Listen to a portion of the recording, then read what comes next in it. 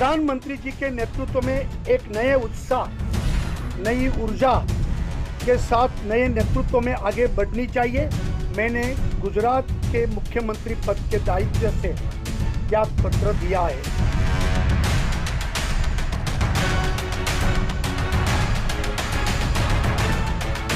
अब मैंने मुख्यमंत्री पद से त्याग पत्र देकर पार्टी के संगठन में नई ऊर्जा के साथ काम करने की इच्छा भी जताई है।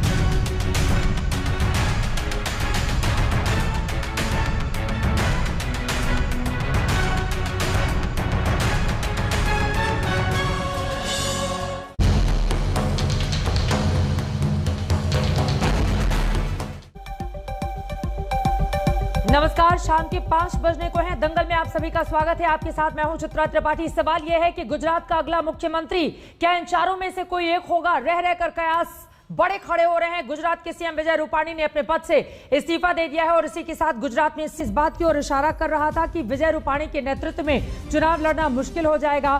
कोरोना के काल में गुजरात में जो स्थिति बनी थी, क्या इस तरह के संकेत और संदेश थे कि नेतृत्व अगर विजय रूपाणी का रहा तो फिर मुश्किलें कहीं ज्यादा बढ़ेंगी, क्योंकि लोग बार बार सवाल पूछेंगे। सवाल अब यह खड़ा हो रहा है कि नए नेतृत्व के जरिए क्या जो डैमेज हुआ है उसको कंट्रोल कर पाएगी गुजरात? ये वही गुजरात है जहां पर नरेंद्र मोदी 2001 से 2014 तक मुख्यमंत्री रहे और फिर केंद्र में भी उनका कद लगातार प्रधानमंत्री बनने के बाद हम सब ने देखा 2014 में प्रचंड जीत मिली और 2019 में तो भारतीय जनता पार्टी ने अकेले अपने बलबूते 303 सीटें हासिल कर ली थी। इसी गुजरात मॉडल को बार बार आगे बढ़ाकर बीजेपी के ये दिग्गज नेता आगे की ओर बढ़ते रहे। लेकिन कौन कौन गुजरात सीएम की रेस में है, ये 4 अलग अलग तस्वीरें आपको दिखा रहे हैं। नितिन पटेल, गोवर्धन झड़ाफिया, मनसुख मांडविया, सीआर पाटिल। अब रूपाणी के इस्तीफे के बाद इनमें से कौन होगा मुख्यमंत्री, ये बड़ा सवाल है। लेकिन विजय रूपाणी ने मुख्यमंत्री पद से इस्तीफा देने के बाद जब वो मीडिया के सामने आए, उनकी ओर से क्या कहा गया, सुनिए। संगठन एवं विचारधारा आधारित दल होने के नाते भारतीय जनता पार्टी की यह परंपरा रही है। समय के साथ साथ कार्यकर्ताओं के दायित्व भी बदलते रहते हैं। ये हमारी पार्टी की विशेषता है कि जो दायित्व पार्टी द्वारा दिया जाता है, पूरे मनोयोग से पार्टी कार्यकर्ता उसका निर्वहन करते हैं और मुख्यमंत्री के रूप में मुझे जो दायित्व का निर्वहन करने के बाद अब मैंने मुख्यमंत्री पद से त्याग पत्र देकर पार्टी के संगठन में नई ऊर्जा के साथ काम करने की इच्छा भी जताई है। अब मुझे पार्टी का द्वारा जो भी जिम्मेवारी मिलेगी उसका मैं संपूर्ण दायित्व और नए ऊर्जा के साथ प्रधानमंत्री जी के नेतृत्व में माननीय राष्ट्रीय अध्यक्ष जी के मार्गदर्शन में मैं अवश्य काम करता रहूंगा। मुख्यमंत्री रहे विजय रूपाणी को आप सुन रहे थे। इस्तीफा हो चुका है। सवाल ये कि अगला मुख्यमंत्री गुजरात का कौन होगा। सीधे रुख करेंगे बीजेपी मुख्यालय अहमदाबाद का, जहां से गोपी घांगर मेरी सहयोगी इस वक्त जुड़ी हुई हैं। गोपी, वहां पर प्रेस कॉन्फ्रेंस होने वाली थी, तमाम नेताओं की पहुंचने का सिलसिला जारी है। खबर यह भी है कि गृह मंत्री अमित शाह पहुंच सकते हैं अहमदाबाद और गांधीनगर में कल विधायक दल की बैठक होगी जिसमें फाइनल नाम पर मोहर लग सकती है। किस तरह की और जानकारी मिल रही है गोपी? बिल्कुल, आपको बता दूं कि गृह मंत्री अमित शाह शाम को अहमदाबाद पहुंचेंगे। बताया जा रहा है कि 9 बजे बाद की उनकी फ्लाइट है जिससे वो अहमदाबाद पहुंचेंगे। लेकिन कल जो विधायक दल की बैठक होगी बीजेपी मुख्यालय पे, उसमें वो शामिल होंगे या नहीं वो अभी तक साफ नहीं हो पाया है। लेकिन ये जरूर है कि जो भी मुख्यमंत्री बनेगा गुजरात का, वो उसमें प्रधानमंत्री नरेंद्र मोदी और गुजरात और गृह मंत्री अमित शाह की हाँ होगी, उसके बाद ही मुख्यमंत्री के नाम की घोषणा की जाएगी। साथ ही जो प्रेस कॉन्फ्रेंस यहाँ पे 4 बजे शुरू होने वाली थी वो अभी तक शुरू नहीं हो पाई है। बताया यही जा रहा है कि जो ऑब्जर्वर है, क्योंकि बीजेपी पार्टी में ये कहा जाता है कि जो ऑब्जर्वर है, ऑब्जर्वर के नाम की घोषणा होगी कल सुबह। जब विधायक दल की मीटिंग मिलेगी तो वो ऑब्जर्वर उस वहां पे मौजूद रहेंगे, सारे विधायकों को सुना जाएगा, उसके बाद नाम की घोषणा की जाएगी। तो जो ऑब्जर्वर के नाम की घोषणा है, जो ऑब्जर्वर के नाम अनाउंस होने हैं कि कौन यहाँ पे आएगा विधायक दल की मीटिंग में शामिल होने के लिए, वो अभी तक नहीं नहीं आ पाए हैं, जिसके वजह से जो प्रेस कॉन्फ्रेंस 4 बजे शुरू होने वाली थी वो अभी तक शुरू नहीं हो पाई है। लेकिन सबसे बड़ा जो सवाल खड़ा हो रहा है वो सवाल यही है कि नया गुजरात के नए मुख्यमंत्री के तौर पर कौन रहेंगे, क्योंकि जिसमें सबसे आगे जो नाम चल रहा है वो मनसुख मांडविया का ही चल रहा है, क्योंकि माना यही जा रहा है एक तो पाटीदार नेता है, सौराष्ट्र से है और प्रधानमंत्री नरेंद्र मोदी के बेहद करीबी नेताओं में से एक है, क्योंकि उन्हें जिस तरीके से कैबिनेट में आरोग्य की जिम्मेदारी सौंपी गई है और कोरोना का काल चल रहा है। हालांकि गुजरात में अगर बात की जाए तो गुजरात में जिस तरीके से मुख्यमंत्री विजय रूपानी कोरोना काल के दौरान काम करने में विफल रहे थे और जिस तरीके से अस्पतालों के बाहर लंबी कतारें लग रही हमने देखी थी, लोग ऑक्सीजन के लिए कतारें लगा रहे थे, तो ये सारी चीजों को देखते हुए कहीं ना कहीं ये माना जा रहा है कि हो सकता है कि मनसुख मांडविया का जो नाम है वो इस रेस में सबसे आगे है। 49 साल के मनसुख मांडविया क्या बनेंगे अगले मुख्यमंत्री गुजरात के? ये अपने आप में बड़ा सवाल है। केंद्रीय मंत्री हैं इस वक्त, प्रधानमंत्री नरेंद्र मोदी के बेहद करीबी माने जाते हैं और जरा सोचिए 2012-13 में सिर्फ जब 38 साल उनकी उम्र थी तभी राज्यसभा सांसद बनाकर गुजरात से भेजा गया था राजधानी दिल्ली। अब अगला कौन सा नाम हो सकता है, अपने आप में बड़ा सवाल है। विजय रूपाणी की बात फिलहाल के लिए शुक्रिया गोपी, आगे भी जानकारी आपसे हम लेते रहेंगे। खास मेहमान इस वक्त हमारे साथ जुड़ चुके हैं, उनका तारुफ कराते हुए दंगल की शुरुआत हम करते हैं। टीवी स्क्रीन पर आप देख पा रहे हैं सैयद जफर इस्लाम, राज्यसभा सांसद भारतीय जनता पार्टी के हमारे साथ मौजूद हैं। रोहन गुप्ता जी कांग्रेस पार्टी के प्रवक्ता हैं, हमारे साथ मौजूद हैं। सुधीर रावल साहब हमारे साथ जुड़ चुके हैं राजनीतिक विश्लेषक के तौर पर, और हिमांशु मिश्रा दिल्ली से मौजूद है। हिमांशु, सबसे पहले आपका रुख करते हुए उसके बाद जफर इस्लाम साहब आपके पास आऊंगी। हिमांशु, अब जरा ये बताइए, मनसुख मांडविया ही रेस में सबसे आगे चल रहे हैं या कोई और है जो टक्कर देने के लिए उनके पीछे पीछे भाग रहा है? देखिए, बिल्कुल मनसुख मांडविया रेस में भले ही आगे है, लेकिन सीआर पाटिल जो वहां के प्रदेश अध्यक्ष हैं उनको आप किसी भी तरीके से रेस के अंदर नहीं पीछे रख सकते हैं। सीआर पाटिल एक ऐसा नाम है जिन्होंने जो संगठन और सरकार के बीच में कैसा कोऑर्डिनेशन होता है वो जानते हैं, और जफर इस्लाम क्योंकि राज्यसभा सांसद भी हैं वो बहुत अच्छी तरीके से इस चीज को जानते होंगे कि सीआर पाटिल कई बार सांसदों को ये बताते हैं कि उनको किस तरीके से काम कर रहे हैं। इस तरीके की 2 एक्सरसाइज उन्होंने जो है 2019 के लोकसभा चुनाव के बाद की है। बिल्कुल अशोका होटल में हुई थी वो दोनों, मुझे जहां तक ध्यान है। तो सीआर पाटिल संगठन और सरकार का समन्वय जानते हैं, प्रधानमंत्री के बहुत विशेषत पात्र हैं, अमित शाह जानते हैं उनकी कार्यशैली को, और जिस तरीके से उन्होंने जब वो प्रदेश अध्यक्ष बने और लोकल बॉडीज के चुनाव में जो रिजल्ट आए और जिस तरीके से बाय इलेक्शंस उन्होंने जितवाए हैं वो अपने आप में एक बड़ी कहानी करते हैं, क्योंकि 8 में से 8 विधानसभा उन्होंने जीते। यूपी में भी विधानसभा चुनाव हुए थे, 6 में से 5 ही जीत पाई थी बीजेपी, लेकिन 8 की 8 गुजरात में जीत हुई थी। और इसका ये महत्वपूर्ण जानकारी आपने दी। आप कह रहे हैं कि सीआर पार्टी भी रेस में सबसे आगे चल रहे हैं, यकीनन जिस बड़े मार्जिन से लगातार वो चुनाव जीते हुए चले आ रहे हैं, हो सकता है लेकिन गैर पाटीदार नेता हैं, क्या बीजेपी किसी ऐसे चेहरे पर मोहर लगाएगी? ये भी अपने आप में बड़ा सवाल है। मांडविया जो कि पाटीदार नेता है, अब आगे क्या होगा? हिमांशु, फौरन लौट रही हूं, लेकिन जफर इस्लाम साहब, ये चुनाव के ठीक 1 साल पहले मुख्यमंत्री बदलने की जरूरत क्यों पड़ गई बीजेपी को? देखिए, पार्टी में हमारे यहाँ जिस तरह के इंटरनल डेमोक्रेसी है तो सबको, और जिस तरह का हमारे यहाँ आप पिछला ट्रैक रिकॉर्ड देखिए तो हम लोग बार बार अलग अलग लोगों को, जो भी मजबूत नेता होता है उनको अपॉर्चुनिटी देने का काम करती है। तो सब कार्यकर्ता के तौर पे है, किसी कार्यकर्ता को कोई भी दायित्व दिया जा सकता है पार्टी के लीडरशिप के द्वारा, और वो आज इसी तरह से उनको हटा के किसी और को ये दायित्व दिया जाएगा। नाम जो है, बहुत सारे नाम आप लोगों के चैनल पे देख रहा हूँ, अभी हिमांशु जी भी कह रहे हैं, नहीं जफर साहब आप ये बोल रहे हैं कि बीजेपी की परिपाटी रही है कि बार बार वो अपना मुख्यमंत्री बदलती है। उत्तराखंड में क्यों बार बार बदलने की नौबत आई, ये बताने की जरूरत नहीं है। गुजरात में भी नौबत क्यों आ गई, सच आप बता दीजिए, वरना मतलब मुख्यमंत्री बदलना उस गुजरात में जहां पर नरेंद्र मोदी 14 सालों तक सीएम रहते हैं, और आप कह रहे हैं कि बीजेपी की परिपाटी है, बार बार मुख्यमंत्री बदल दिया जाता है। नहीं, मैंने देखे जो आपने कहा उत्तराखंड के बारे में, उत्तराखंड में दूसरी बार जो है, जो मुख्यमंत्री जो उत्तराखंड में जो बदलना पड़ा वो मजबूरी थी, इसलिए कि वो एमपी थे और एमपी को जाके वापस इलेक्शन लड़ना पॉसिबल नहीं था, इलेक्शन नहीं हो रहा था, 6 महीने का समय खत्म हो गया था, इसलिए मजबूरन उनको हटाना नहीं, मजबूरन उनको लीगल कारणों के वजह से उनको हटना पड़ा और इसलिए दूसरे को चांस देना पड़ा। उसकी हटाया नहीं गया था, लीगल कारणों की वजह से हटाना पड़ा। दूसरी चीज जो मैं कह रहा हूं कि देखिए, सीआर पाटिल जी हो या जो बाकी और आप नाम चला रहे हैं, वे सब मजबूत नेता हैं। जो हमारे पहले मुख्यमंत्री थे वो भी बहुत मजबूत नेता थे। आज किसी को भी दायित्व दिया जा सकता है। सीआर पाटिल जी के बारे में हिमांशु जी कह रहे थे, बेहतर तरीके से जानते, मैं इस बारे में टीका टिप्पणी इसलिए नहीं कर सकता कि वो पार्टी का अधिकार, पार्टी के सीनियर लीडर हैं और पार्टी के किसी लीडर को ही बनाया जा सकता है। लेकिन मेरे पड़ोसी भी, मेरा घर का दीवार सीआर पाटिल जी के दीवार से मिला हुआ, तो हम तो कुछ ही होंगे अगर वो बन जाएंगे। बता दीजिए लेकिन सीआर पाटिल जी, है कि पार्टी अगर दीवार है तो दीवार से सुनाई भी देती होगी उस पार की बात इस पार, तो कौन बन रहा है मुख्यमंत्री? जल्दी से बताइए। रोहन गुप्ता जी अब बड़े देर के बाद मुस्कुराए हैं, उनके पास में जा रही हूं। कुछ सुनाई नहीं।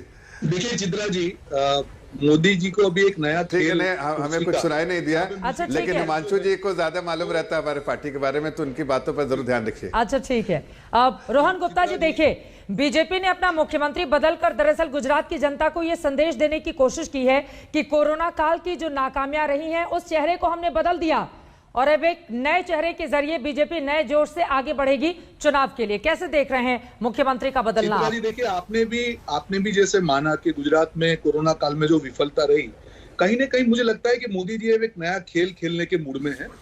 वो है किस्सा कुर्सी का, जो म्यूजिकल चेयर होते हैं कि जैसे मुख्यमंत्री ये लोग बदलते जा रहे हैं कि जैसे ही 5 साल का जश्न ये लोग मनाते हैं जो मुख्यमंत्री का, समझ लो कि उसकी छुट्टी पक्की हो गई। आपने येदियुरप्पा जी ने 5 साल का जश्न मनाते ही उनकी छुट्टी पक्की हो गई थी। अभी रूपानी जी का भी 5 साल का जश्न मना। देखिए, इस प्रकार से जो भाजपा की एक पार्टी है चित्रा जी, एक व्यक्ति की बात नहीं है, ये विफलता पूरी भाजपा की पार्टी है। हम जब कोरोना काल की बात कर रहे हैं चित्रा जी, मैं गुजरात से हूं, अभी एक रिपोर्ट आया कि कम से कम 2 से 3 लाख लोगों की गुजरात में मृत्यु हुई है। ये लोग कहते हैं संसद में कि ऑक्सीजन से कोई मरा नहीं। हम लोग ने अभी कोविड न्याय यात्रा की, हम लोग घर घर पे जो लोग मरे उनके घर पे गए और हम लोग सहन नहीं कर सकते, हम देख नहीं पाए। उस तरह से गुजरात में हाल हुआ है। कहीं ना कहीं भाजपा की जो लीडरशिप है ये जानती थी कि अगर रूपानी जी को रखा गया तो ये सारी जो ठीक रहा है वो फूट सकता है। पर मैं आपसे आपके माध्यम से कहना चाहूंगा कि मुख्यमंत्री बदलने से भाजपा का जो सही चेहरा है वो देश की या गुजरात की जनता से सामने छुपने वाला नहीं है। कोरोना काल की विफलता तो महाराष्ट्र से भी लगातार हमने देखी। रोहन गुप्ता जी, अगर कोरोना काल में आप ये बता रहे हैं कि किसी भी राज्य ने बॉस ने ऑक्सीजन की कमी की बात नहीं मानी, कौन सा राज्य था जो खुलकर सामने आया और उसने कहा कि कोरोना काल में ऑक्सीजन की कमी से हमारी जनता की मौत हुई है? शुरुआती तौर पर तो कोई भी सामने नहीं आया था। उसमें महाराष्ट्र भी था, उसमें राजस्थान भी था, उसमें कांग्रेस शासित राज्य भी थे। रोहन जी देखिए, यहाँ पे मैं अभी भी बोल रहा हूँ, बात हम राजनीति की नहीं कर रहे। नेशनल डिजास्टर का मतलब होता है कि राष्ट्रीय आपत्ति।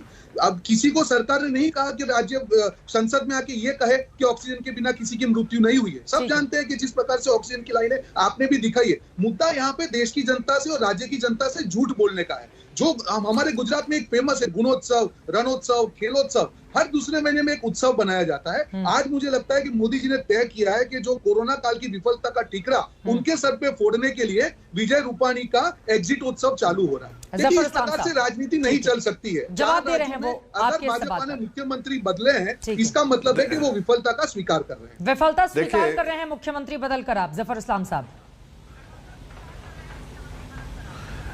देखिए, जो जिनके शीशे के घर होते हैं वो दूसरे के इसमें ईंटा नहीं मारते। ये जरा देखिए, इनके पंजाब को लेके देखिए, छत्तीसगढ़ में देखिए, राजस्थान में देखिए कैसे हालत बनी हुई है। यहाँ तो इतना आसानी से जो मुख्यमंत्री को दायित्व हटाया जा रहा है वो खुद आके कह रहा है, भाई लड़ाई झगड़ा तो होता है पंजाब में, लड़ाई झगड़ा होता है राजस्थान में, लड़ाई झगड़ा होता है छत्तीसगढ़ में, इसलिए कि पद के लालची लोग हैं, वहां पर पद की लालच है। यहाँ सत्ता की कोई मोह नहीं है, यहाँ लोगों को सेवा करने की मोह है, इसलिए कि कोशिश होती है सेवा करने के लिए। इसलिए आप देखिए यहाँ पर जो मुख्यमंत्री जा रहे हैं उसको भी कितना आदर पूरा नहीं ये अरे एक मिनट, जो मुख्यमंत्री जा रहे हैं और कोई मुख्यमंत्री किस तरह से बात कर रहे हैं, उन्होंने कहा कि भाई दायित्व चलता है सबके राज, उन्होंने कहा कि वो कोरोना काल में बहुत अच्छी तरह से लड़े। नहीं, आपने एक एग्जांपल सेट किया, ये कहा उन्होंने, मैं आपको उसमें बिल्कुल लड़ा सकता हूँ। बिल्कुल लड़े, उनकी एग्जिट क्यों हुई? बिल्कुल लड़े, अच्छे तरह से लड़े। इसका ये मतलब नहीं कि किसी और को चांस नहीं दिया जा सकता है। आप भाई उनको पार्टी डिसाइड करती है कि किसको कौन सा दायित्व देना हो सकता है उनको। एक मिनट सुनिए, आगे बढ़ते हुए सुधीर रावत जी के पास अब चलते हैं। हिमांशु में कुछ जोड़ना चाह रहे हैं, ठीक है सर। तो मैं से बाहर निकलते हुए, चूंकि दोनों ही कुनबों में, चाहे वो बीजेपी हो कांग्रेस हो, उंगली तो एक दूसरे पर आप उठाएंगे, 3 खुद की ओर भी इशारा करेंगे और दोनों के ऊपर ही लागू हो रहा है। हिमांशु, सुधीर जी, उसके बाद मैं फौरन आपके पास आऊंगी।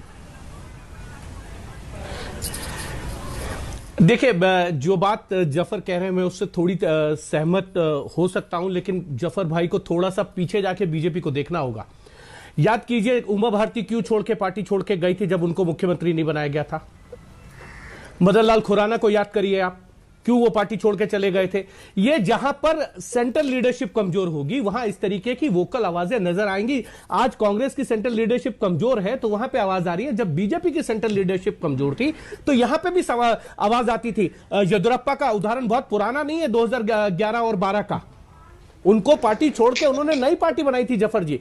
तो यह जरूर है कि बीजेपी के पास एक मजबूत सेंट्रल लीडरशिप है, प्रधानमंत्री नरेंद्र मोदी, गृह मंत्री अमित शाह, जेपी नड्डा, और इसीलिए पूरी पार्टी के अंदर जो भी ट्रांजिशन हो रहे हैं वो स्मूथ हो रहे हैं। अगर यही सेंट्रल लीडरशिप कमजोर होती तो ये ट्रांजिशन बहुत स्मूथ नहीं होते। और इसीलिए ये मान के चलना चाहिए कि हर पार्टी का लीडरशिप मजबूत होना चाहिए। कांग्रेस की लीडरशिप मजबूत नहीं है, इसलिए वहां पे वोकल आवाजें आपको सुनाई दे रही है जफर साहब। और रोहन जी को भी यह समझना होगा कि सेंट्रल लीडरशिप वहां पे कमजोर है, इसलिए आवाजें हैं, और लोकल लीडर्स जो रीजनल लीडर्स हैं वो ज्यादा वोकल होकर अपनी बात को उठा रहे हैं। ठीक है, रोहन गुप्ता जी आप जवाब दीजिएगा। वो कह रहे हैं कि आपके वहां जब बर्तन घर के अंदर बजते हैं तो वो ज्यादा दूर तक सुनाई देते हैं। लेकिन सुधीर रावल जी की एक छोटी सी टिप्पणी में ले लूं। सुधीर रावल जी, बीजेपी ने 1 साल पहले अगर अपना मुख्यमंत्री बदल दिया है तो क्या जो डैमेज हुआ है उसको कंट्रोल कर पाने में वो कामयाब हो पाएगी? क्या वो मैसेज दे पाएगी कि देखिए जिसने काम नहीं किया, जो नाकाम रहा, उसका चेहरा बदलकर एक नए नेतृत्व में हम गुजरात की जनता के बीच में हैं? सफलता मिल पाएगी क्या बीजेपी को अपने इस फेरबदल से? चित्रा जी, आपने जो कहा वो बहुत बड़ी चैलेंज पार्टी के लिए है, क्योंकि जो पार्टी 5 साल के अंदर सेलिब्रेशन करने के बाद तुरंत रिजाइन करने को कहती है वो विफलता का एक प्रमाण भी है। और अभी 1 साल के लिए वो कौन नया मुख्यमंत्री कैसे उसको रिकवर कर पाएगा, वो बड़ी मुश्किल की बात है। स्टेट के अंदर हमारे गुजराती में कहावत है, कहानी है, वो राजीनामू कहते हैं। तो हर राजीनामू नाराजीनामू होता है। अभी ये विजय भाई की विफलता है ऐसा सिद्ध हो रहा है, लेकिन विजय भाई रूपाणी का भी कुछ ना कुछ कहना होगा। गुजरात राज्य में भी रिमोट कंट्रोल से शासन हो रहा है तो वो भी एक विफलता का प्रमाण है। और उनकी पार्टी के अंदर आंतरिक जुटबंदी है। कांग्रेस को वो लोग चैलेंज मानते ही नहीं है, और वो मान के अगर चले तो पार्टी की खुद की चैलेंज है।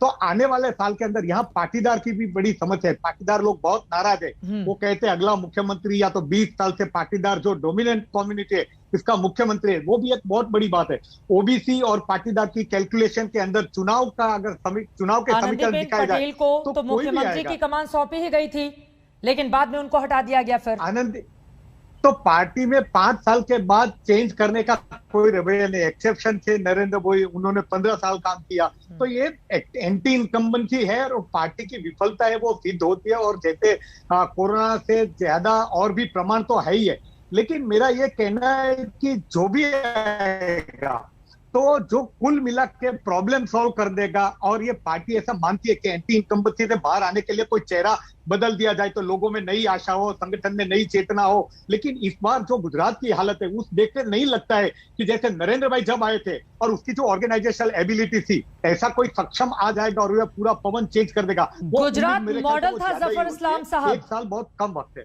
उस मॉडल को वहां के नेतृत्व ने धराशायी करने का काम किया, इसी वजह से चेहरा बदलना पड़ा आपको। यहाँ चेहरा बदलने के लिए गुजरात राजनीति की बात तो बीजेपी बीजेपी खुद ही है। नहीं मैं एक मिनट बीच बीच में देखिए, मैं आग्रह करूंगा कांग्रेस के प्रवक्ता को कि भाई एक एक करके बात करें, इसलिए कि उनको बीच में बोलने की आदत है। मैं उनके बीच में एक बार भी नहीं बोला। तो रोहन जी से मैं रिक्वेस्ट करूंगा कि आप अपनी बातें कहिए, मैं अपनी बातें, ताकि दर्शक भी सुन सके क्या बोल रहे हैं। मैं सिर्फ इतना कह रहा हूं कि अभी कह रहे थे हिमांशु जी, उसको पुरानी बातें, मैं तो इतना कहूंगा छोड़ो कल की बातें, कल की बात पुरानी। नया जमाना है, मोदी जी का जमाना है, सारी बातें जो है भी नई जुबानी। तो इसलिए आज जो हो रहा है वो सब काम के बेसिस पे है। काम के जिस तरह के हमको अलग अलग लोगों को अलग अलग कीजिए हाँ नहीं बिल्कुल सही है कि मैं कह रहा हूं कि आज जो है वो नीड बेस्ड है कि जरूरत है लोगों को। पार्टी का काम क्या है? लोगों के लिए काम करना। लोगों के काम करने के लिए हर के अलग अलग शैली है और उस शैली का इस्तेमाल करना है। तो आज अगर मुझे लगता है रूपानी जी को अगर दूसरा दायित्व पार्टी जरूर देगी, दूसरे दायित्व जो कि ज्यादा महत्वपूर्ण दायित्व है। राजनीति ऐसे होती है, सीधे बताइए ना कि मुख्यमंत्री क्यों बदला गया, सीधे बताइए। वो कितने दुखी होंगे मुख्यमंत्री पद जिसका चला गया। आप कह रहे हैं कि उनको संगठन में जिम्मेदारी दी जाएगी, वो बड़े खुश हो जाएंगे। अब चुनाव था, चुनाव के ठीक पहले आपने सीएम बदल दिया, आप कह रहे हैं वो खुश होंगे। बताइए ना क्यों बदल दिया गया मुख्यमंत्री। चित्रा जी यही तो आपको फर्क है इस पार्टी में। जो आपने कहा, कितना दुख होगा, जरा सा भी दुख नहीं होगा रूपानी जी को, इसलिए कि सत्ता की मोह से कोई रहता ही नहीं है। सबको चाहिए सेवा करने का उनको पूरा मौका दिया जाएगा। लोगों की सेवा करेंगे, अलग अलग दायित्व से करेंगे।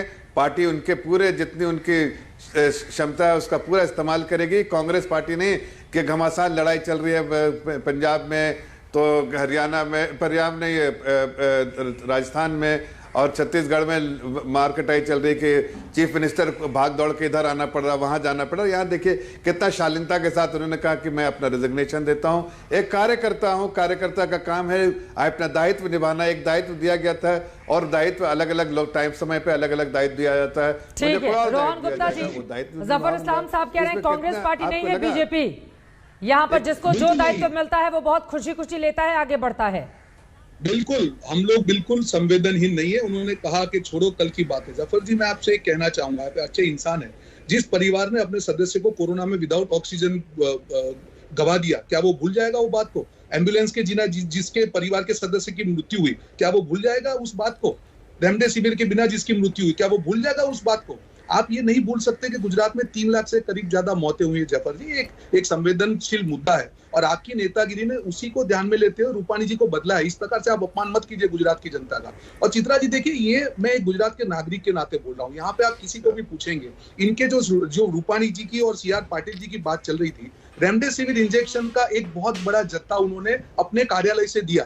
तब रूपानी जी को पूछा गया तो उन्होंने बोला आप CR पाटिल को पूछ लीजिए। नितिन पटेल को पूछा गया तो बोला रूपानी को पूछिए। जिस प्रकार से एक जो खेल चल रहा था पिछले कई दिनों से, गुजरात की जनता के सामने भाजपा की इमेज बुरी तरह से डेंट हो चुकी थी। और कहीं ना कहीं झूठ कितना आप चलाओगे चित्रा जी? गुणोत्सव, जन्मोत्सव, कितने उत्सव आप मनाएंगे? आपको जनता को जवाब तो देना पड़ेगा। मैं जवाब दे दूं क्या? जनता सुनिए चित्रा जी, मैं जवाब 30 सेकंड दीजिए मुझे। जनता को जवाब तो हम बराबर देते हैं। ये कहना है चित्रा जी कि अगर आपकी जवाबदेही है, आप स्वीकार कर रहे हैं, तो आप ईमानदारी से स्वीकार कीजिए कि हमारे मुख्यमंत्री विफल रहे। हम गुजरात की जनता से माफी मांगते हैं। हमको इस प्रकार से उत्सव नहीं बनाने चाहिए और माफी के रूप में हम लोगों को माफ करके आप लोग हम मुख्यमंत्री नया दे रहे हैं, वापस हमको मौका दीजिए। तो मुझे वो कह रहे हैं कि माफी मांगिए गुजरात की जनता के बीच में जाकर, जफर इस्लाम साहब। बिल्कुल, और ये माफी का ही एक प्रतीक है चित्रा जी।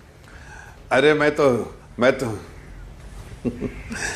तो कह रहा हूं, जिस तरह का इन लोगों ने लोगों के आंखों में धूल झोंकने का काम किया है, और जिस तरह से आप देखिए जो राजस्थान और पंजाब और इस छत्तीसगढ़ में जिस तरह का नाटक रचाया जा रहा है, आप में मतलब आप देखिए उसके बरक्स देखिए। अगर हमें चीफ मिनिस्टर चेंज करना है, कोई ने दूसरी दायित्व देना है, किसी को ये दायित्व देना है, तो कोई इसका मुद्दा नहीं बनता हमारे यहाँ। इनके यहाँ देखे तो सिद्धू कहते हैं कि बाकी लोग बुद्धू हैं, सिद्धू कहते हैं बाकी लोग बुद्धू हैं। नहीं, पंजाब के मुख्यमंत्री कहते हैं सिद्धू के बारे में टीका टिप्पणी करते हैं। आप देखिए उदय ने, आप राजस्थान के उप मुख्यमंत्री को हटा देते हैं और राजस्थान के कई लोगों को वो हटा देते हैं, डराते हैं, घबराते हैं, एक दूसरे के खिलाफ वो चलते हैं। आप देखिए छत्तीसगढ़ में, देखिए छत्तीसगढ़ में वो उनका ऐसा लगता है कि वो भागे जा रहे हैं। अरे क्यों मैं तो नहीं बोला बीच में, क्यों परेशान हो जाते हो? जब भी पोल खुलती है तो परेशान हो जाते हो क्या? अरे हकीकत तो खुलने का क्या सोच रहे हो? जनता नहीं समझ रही है, जनता देख नहीं रही है। नहीं, जनता तो देख रही है कि कितना स्मूथ ट्रांजिशन है, कितना स्मूथ ट्रांजिशन है, इसलिए कि दायित्व से रिलेटेड है। चेहरा नहीं चाहिए। भारतीय जनता पार्टी में चेहरा नहीं, दायित्व इंपॉर्टेंट है। आपके यहाँ चेहरा इंपॉर्टेंट है, इसलिए आप किसको पूछते हैं? नहीं बोल सकते कि 3 लाख लोगों के। ठीक है, बारी बारी से आप बोलेंगे तो समझ में ज्यादा आ पाएगा। एक सेकंड सर सुनिए। अब ठीक है रोहन गुप्ता जी, लेकिन यहाँ पर बीजेपी तो ये भी तर्क दे रही है ना। मैं लौट रही हूँ जफर इस्लाम साहब, आप ये बताइए ना, हटाया क्यों? कोरोना इफेक्ट है, आप आइए मेन मुद्दे पर आइए ना। लेकिन रोहन जी, इसी के साथ आपसे भी सवाल होगा, क्योंकि भारतीय जनता पार्टी नरेंद्र मोदी को दिल्ली से किस तरह से केशुभाई पटेल की जगह पर चीफ मिनिस्टर बनाकर 2001 में भेजा गया। उसके बाद उन्होंने एक भी चुनाव जब तक वो मुख्यमंत्री रहे वो नहीं हारे, लगातार वो आगे की ओर बढ़ते रहे। तो इस तरह के ढेरों एग्जाम्पल गुजरात में ही है जब अपने मुख्यमंत्री को बीजेपी बदलती रही है। कांग्रेस पार्टी क्या बड़ी चुनौती अब 2022 में बन पाएगी भारतीय जनता पार्टी के लिए? क्योंकि 17 में मुश्किलें पैदा जरूर की थी, लेकिन सत्ता से बहुत दूर हो गई थी कांग्रेस। ऐसे में जो डैमेज हुआ है, कंट्रोल के कवायद के तहत बीजेपी अपना चेहरा बदलने जा रही है। कौन होगा अगला मुख्यमंत्री, ये बड़ा सवाल है। एक छोटे से ब्रेक के बाद चर्चा में यहीं से गुजरात का कौन होगा अगला मुख्यमंत्री, इसी बात को लेकर चर्चा लगातार जारी है। विजय रूपाणी का इस्तीफा क्यों हुआ, बार बार बीजेपी से यह सवाल पूछा जा रहा है, क्योंकि बीजेपी को इस सवाल का जवाब देना ही होगा जनता के बीच जाकर कि आखिर नेतृत्व परिवर्तन की जरूरत क्यों आन पड़ी, वो भी चुनाव के ठीक 1 साल पहले। वैसे बीजेपी अपने आप इतिहास को दोहराती हुई भी दिखाई दे रही है। साल 1998 केशुभाई पटेल दोबारा मुख्यमंत्री बने थे भारतीय जनता पार्टी से गुजरात में, लेकिन बाद के 2 उपचुनाव वो हार जाते हैं। उनके नेतृत्व पर सवाल खड़े होते हैं, जिसके बाद केंद्रीय नेतृत्व उन्हें इस्तीफा देने के लिए कह देता है। फिर नरेंद्र मोदी को दिल्ली से गुजरात भेजा जाता है और उसके बाद जो उन्होंने पैर जमाया गुजरात में, कांग्रेस पार्टी किसी भी तरह की चुनौती नहीं दे पाई और 14 सालों तक मुख्यमंत्री रहे नरेंद्र मोदी और बाद में केंद्र में भी उनकी ताकत लगातार बढ़ती हुई चली गई।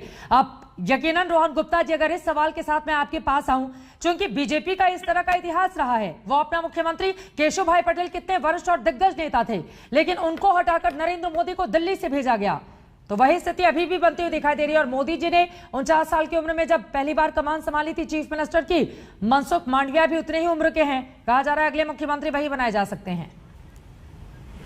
देखिए चित्रा जी, जो आपने कहा उसमें फर्क है। अभी 5 साल का उत्सव मनाया जाए, उनमें रूपाणी जी की जो काफी उपलब्धियां गिनाई गई, उन्होंने बाई इलेक्शन भी काफी जीते हैं, लोकल बॉडी इलेक्शन भी जीते हैं। तो ऐसा क्या मुद्दा रहा? जो मेरा जफर भाई से पूछने का सवाल यही था कि आप ईमानदारी से जनता को बताएंगे तो शायद जनता आपको एक मौका दे सकती है कि नहीं चलो इन्होंने सच बोला।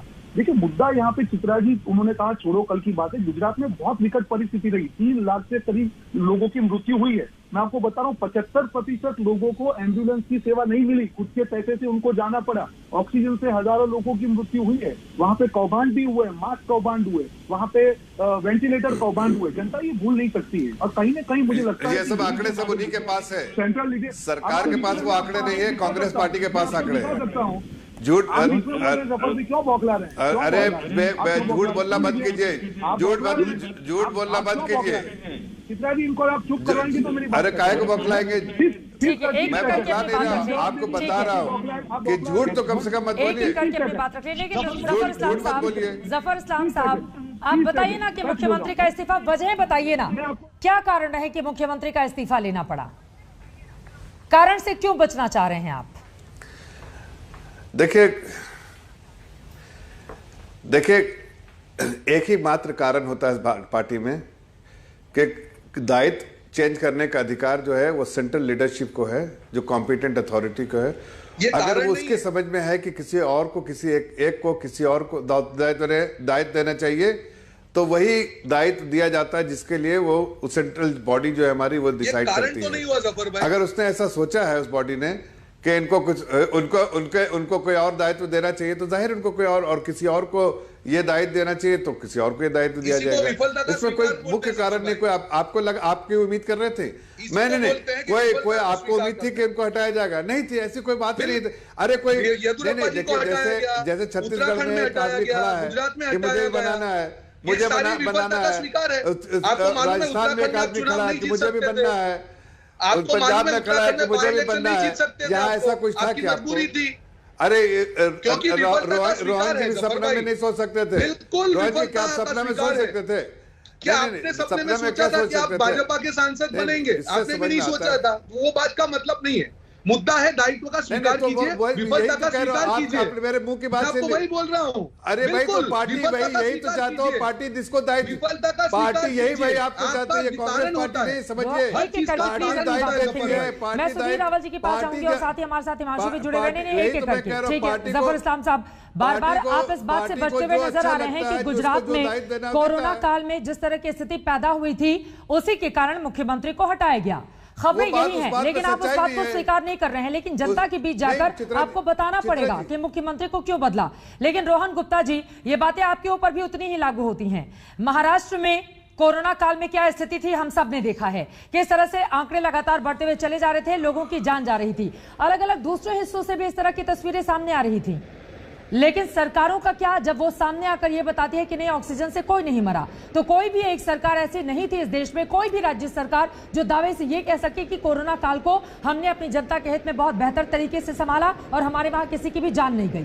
तो इस बात से इतर जाते हुए हिमांशु, एक बार फिर से आपका रुख करते हुए, और ये तस्वीरें आपको दिखा रहे हैं मनसुख मांडविया बीजेपी दफ्तर पहुंच चुके हैं। आपको बता दें मनसुख मांडविया को लेकर चर्चाएं लगातार तेज हो रही हैं कि यही बन सकते हैं मुख्यमंत्री। 49 साल के हैं मनसुख मांडविया, लेवा पटेल समुदाय से आते हैं गोपी, जुड़ चुके हैं। गोपी, मनसुख मांडविया पहुंचे हैं बीजेपी दफ्तर, क्या खबर है?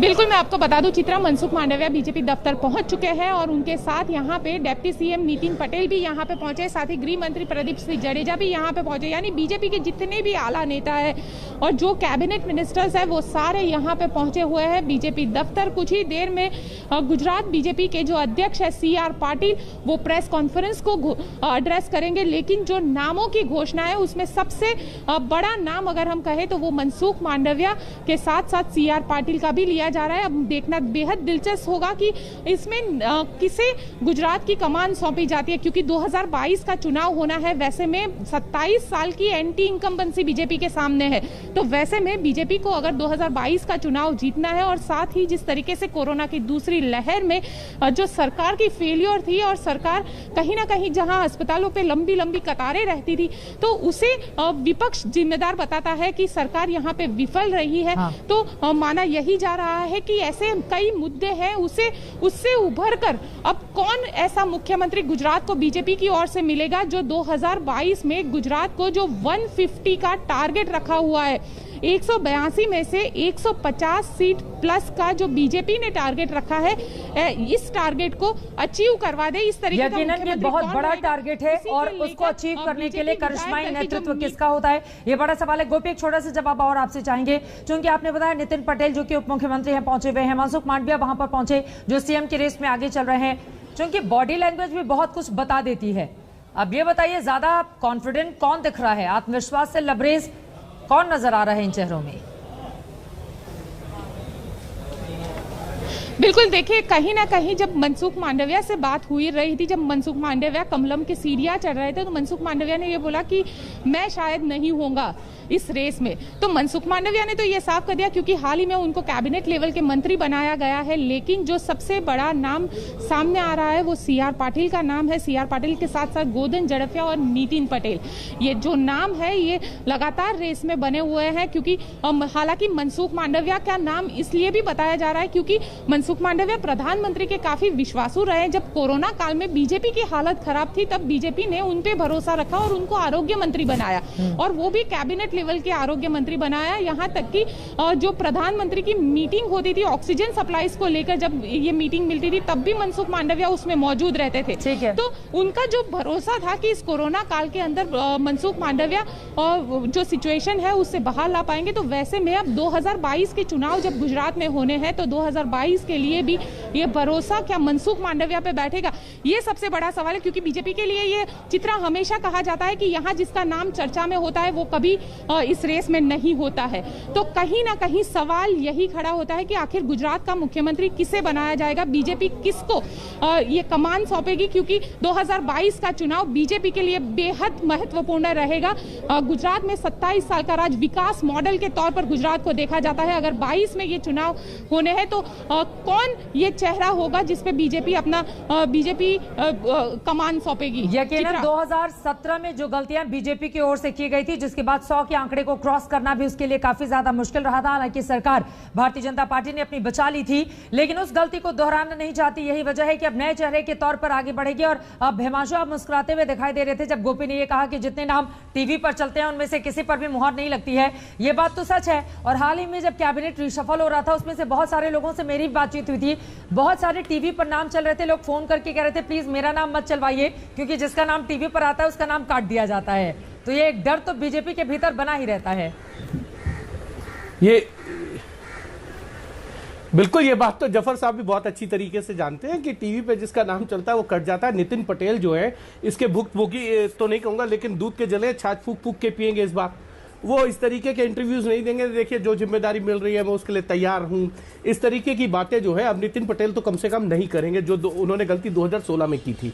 लेकिन एक सवाल जरूर है मेरा जफर साहब से है, जफर साहब ऐसा क्यों हो रहा है कि पार्टी को एक्सपेरिमेंट करने पड़ रहे हैं? ये एक्सपेरिमेंट इस तरीके से क्यों? क्या विजय रूपाणी के ऊपर आपको भरोसा नहीं था, जिन्होंने 2017 जिता दिया? भले ही आप 100 के अंदर आ गए, 99 सीटें ही जीत पाए थे, उन पे इतना भरोसा नहीं था कि 2022 जिता देंगे। 5 साल का कार्यकाल था उनका, इतनी अचीवमेंट्स थी जिसको आप गिनाते थे, और वो गुजरात मॉडल जिसको लेकर आप कहते हैं कि देखना है तो चलिए गुजरात के अंदर चलिए। क्या डेवलपमेंट होता है ये गुजरात बताएगा। क्या विजय रूपाणी पे इतना भरोसा नहीं कि वो 2022 जिताएंगे? देखिए, मैं हिमांशु जी, मुझे अफसोस के साथ कहना पड़ रहा है कि आप तो बीजेपी बीट को कवर करते हैं, बीजेपी को बहुत अच्छे से हमारे स्ट्रेंथ और वीकनेस दोनों समझते होंगे। मैं आपको बताना चाहता हूं, शायद आप अपने एक्सपीरियंस, जो मैं कह रहा हूं, अपने एक्सपीरियंस को आप टटोलेंगे तो लगेगा कि हाँ, जफर भाई की बात सही है। हमारे पार्टी में किसी एक चेहरा को नहीं, जो सबसे बड़ा चेहरा आदरणीय प्रधानमंत्री जी के बाद सिर्फ संगठन ही संगठन है। किसी एक आदमी का चेहरा नहीं होता है, संगठन लड़ता है लड़ाई और लोगों का विश्वास जो है हमें सत्ता में लाता है। हम लोगों का विश्वास जीते हुए हैं, जीते हुए थे और जीते रहेंगे। यही हमारी कोशिश होती है। किसी एक व्यक्ति के लिए हम ये कोशिश की वजह से हम इलेक्शन जीतते हैं, ऐसा पार्टी में कोई नहीं मानता भाई, कोई हमारी पार्टी में ऐसा नहीं मानता। संगठन की वजह से जीतते हैं लोग, कार्यकर्ताओं की वजह से जीतते हैं और पूरा जो उनका जो श्रेय जो है कार्यकर्ताओं की वजह से आ रही है। इसलिए जफर साहब, अगर ऐसा है संगठन की वजह से जीतते हैं तो फिर मुख्यमंत्री क्यों अनाउंस करते हैं आप मुख्यमंत्री का कैंडिडेट अनाउंस करके क्यों जाते हैं चुनाव के अंदर? नहीं, देखिए, अगर संगठन ही सर्वोपरि है तो आपको असम की तरह ही जाना चाहिए। आपको फिर क्यों छत्तीसगढ़ के अंदर रमन सिंह को अनाउंस करके गए थे? क्यों शिवराज सिंह चौहान को गए थे? संगठन ही सब कुछ है। बात सही है, लेकिन आपको ये मानना पड़ेगा कि चेहरा देना पड़ता है कई बार। आपको जफर इस्लाम साहब, सवाल खत्म हो अब आप तो मुश्किल में पड़ गए ना जफर इस्लाम साहब। अब बीजेपी वालों ने आपको मुश्किल में डाल दिया, अब आप बोलेंगे भी क्या? सवाल बड़ा ये है ना, अब आप क्या किस तरह से एक मुख्यमंत्री जिसको हटा दिया गया उसको आप ये कहेंगे कि नहीं उनकी काबिलियत थी लेकिन हटा दिया गया? हमारे घर में ऐसा ही होता रहता है। मैं सुनिए, मैंने हिमांशु जी का सवाल सुना। वो अच्छे एंकर भी हो सकते हैं, मेरी शुभकामनाएं भी उनके साथ है, लेकिन मैं इतना कहना चाहता हूं कि देखिए, कहीं कोई ऐसे स्टेट होते हैं, छोटे खास के स्टेट, जहां पर उसका कोई भी व्यक्ति जो हमारे पार्टी का कार्यकर्ता है उसकी लोकप्रियता बहुत ज्यादा होती है।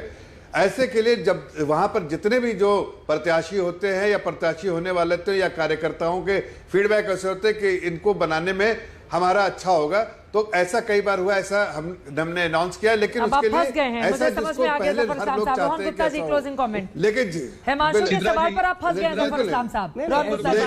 लेकिन ऐसा जहां पर आपको जरा सा भी ऐसा लगता है, नहीं जरा सा भी ऐसा नहीं बोलना चाहिए, जरा सा भी ऐसा लगता है इतना बड़ा शो है चित्रा जी का, थोड़ा भी देश की जनता देख रही है, तो फंस गए थे वहां के जीते हुए। ठीक है, एक रोहन गुप्ता जी का एक कमेंट। जफर साहब, आप इस चीज को स्वीकार कीजिए कि आप उनके नेतृत्व में चुनाव जीत सकते थे, इसमें कौन सी बात है? चित्रा जी छोटी सी चीज मैं क्लोजिंग कमेंट करना चाहूंगा। देखिए जफर भाई जिस प्रकार से यहाँ पे आपने डिफेंड करने का प्रयास कर रहे हैं, कार्यकर्ताओं के प्रति जीती है, आप बिना कोई चीफ मिनिस्टर का मुंह, चीफ मिनिस्टर का चेहरा दे भी सकते और नहीं भी दे सकते, दोनों के बिना जीत सकते हैं। मैं कह रहा हूं, एक चीज बताना चाहूंगा आपको कि मुझे हर चीज को चुनाव से मत जोड़िए, ना तो कोई फर्क नहीं पड़ता है। हर चीज को हमारे कार्यकर्ता मजबूत है, संगठन मजबूत है, उस बेसिस पे जीतते हैं। ठीक है, एक बार सुन लीजिए रोहन गुप्ता जी, ठीक है रोहन गुप्ता जी हमारे साथ जुड़े हुए हैं, मत बोलिए, बीजेपी चुनौती है वहां पर, कांग्रेस पार्टी चुनौती नहीं है। एक एक करके प्लीज, एक एक करके जाके देखिए, सुन लीजिए, देखिएगा तो आपको लगेगा अरे कांग्रेस पार्टी का इतिहास, कांग्रेस पार्टी को तो समझना। अरे भाई अपने बारे में पहले बताइए ना, इतना ठीक नहीं है जफर भाई, इतने अच्छे आदमी हैं। चित्रा जी चुप कराइए, 30 सेकंड जफर साहब एक बार क्लोजिंग कमेंट ले लेते हैं रोहन गुप्ता जी से, मेरे पास वक्त नहीं है, वक्त नहीं है रोहन जी, जल्दी से 30 सेकंड। देखिए बीजेपी के लिए चुनौती बनेगी कांग्रेस पार्टी, 27 सालों से तो आप लोग गायब हैं, तो लग रहा है कि इस बार कुछ कमाल हो जाएगा गुजरात में। देखिए यहाँ पे आप लोग, हम 2017 की बात करें, इन्होंने 150 प्लस का वादा किया था और 99 पे आके अटक गए। कहीं ना कहीं इनके जो अहंकार है गुजरात की जनता ने देखा था, पर कोरोना काल में जो अहंकार की पराकाष्ठा हो गई, मुझे नहीं लगता कि कोई भी देश की जनता हो या गुजरात की जनता इसको माफ करेगी। जफर चलिए ठीक है, अब इंतजार करना होगा 2022 का, लेकिन फिलहाल मुख्यमंत्री पद के तौर पर किस चेहरे पर लगती है मुहर, इस पर हमारी नजर लगातार बनी रहेगी। एक छोटे से ब्रेक के बाद हम फौरन हाजिर होंगे। दंगल में आज के लिए बस इतना ही।